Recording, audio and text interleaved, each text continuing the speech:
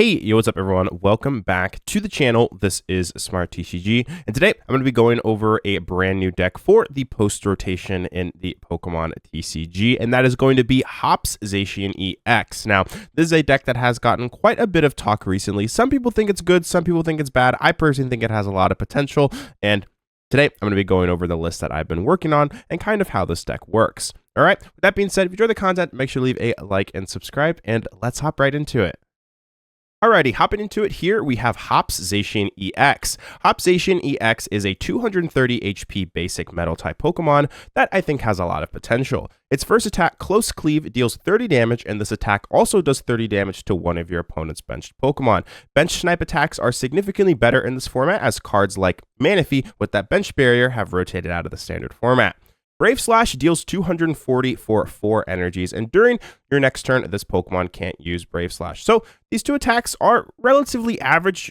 I wouldn't say necessarily overwhelming in any way. However, there's a lot of support from this new set that makes these attacks much more threatening. Starting off, we have the Stadium Postwick here. This is a Stadium card that reads the attacks of Hop's Pokemon, both yours and your opponent, do 30 more damage to your opponent's active Pokemon, which means a simple attack like Close Sleeve deals 60 damage, which is pretty cool. We also have Hop's Snorlax here with that big belly ability. The attacks of your Hop's Pokemon do 30 more damage to your opponent's active Pokemon. So that means something like the Close Cleave deals 90 damage. And then we have Hop's Choice Band. This is a tool card that reads when the Hop's Pokemon this card is attached to uses an attack, that attack costs 1 colorless energy less and does 30 more damage to your opponent's active Pokemon. So that means an attack like Close Cleave doesn't cost any energy to use and it deals 120 damage. And then something like Brave Slash, if you add in all of these other effects, you're doing 90 more, which means you're going to be able to deal 330 damage with that attack, which is really, really powerful. So these cards have made the Hop's Zacian card actually very, very threatening. Next up here, we have another support Pokemon, and that is going to be Hop's Cramorant. Originally, I didn't think this card was necessarily very good, but then I saw all the support that this card actually has, and it, in my opinion, is broken. Hop's Cramorant is a 110 HP colorless basic Pokemon with that attack Fickle Spit for 1 colorless energy. Deals 120 damage, but if your opponent doesn't have exactly 3 or 4 prize cards remaining, this attack does nothing. So this is going to be a card that you can't use all the time, and you have to time it perfectly when you use it. However, paired up with your damage modifiers, that 120 turns into 210 with things like Postwick, Snorlax, and also the Choice Band, which means you're going to be able to knock out things like Pheasantipede. So this is going to be a perfect card at the middle portion of the game to just take an easy 2 prize cards for only 1 energy, which is really good. But if you have that Choice Band on it, you don't even need any energy, which is pretty crazy. So yeah, like this attack is incredibly powerful due to the support that this deck has. So yeah, I think that this card, mostly will be used to knock out things like Pheasantipede, or potentially set up a 2-shot scenario as well. Unfortunately, cards like Rotom and Lumineon are going to be rotating out of the standard format, so Pheasantipede will pretty much be the main support liability that you'll be able to pick off with this card. But I think it's really, really good and one of the best cards in the deck.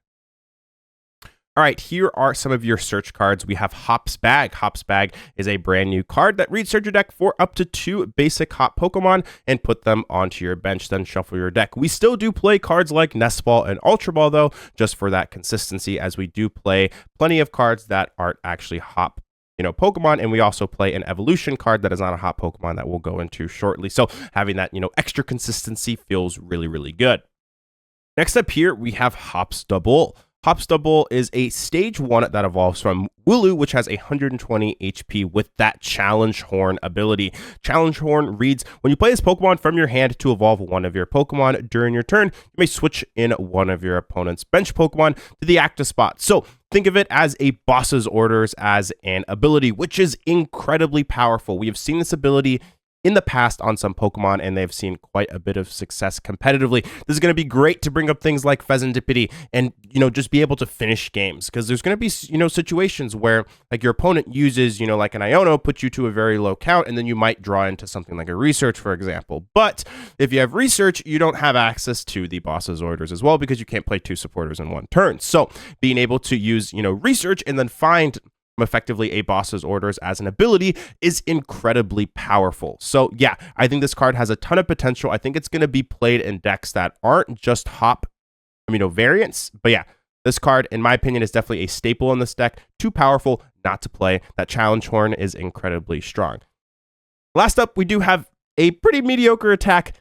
Headbutt and deals 80. This is going to be something that you're not going to be using the majority of the time. But yeah, card still a slam dunk. One of the best cards from the new set. Alrighty, hop into it here. This is the 60 that I currently have constructed that has felt pretty strong. We have 2 hops Zacian here, and then we also have the 3/3 Archaludon line. Archaludon is going to be the main way that we power up this Zacian with that Assemble Alloy ability, being able to load lots of metal energies from the discard pile onto your Pokemon. And specifically, this will be going onto that Zacian. But it also makes a pretty strong attacker as well, dealing 220 and having 300 HP, meaning it can be relatively difficult for some decks to deal with. Also have 2 hop Snorlax. You can only use one of these abilities while it's on the field. They unfortunately do not stack, but you want to play 2 just in case you prize one.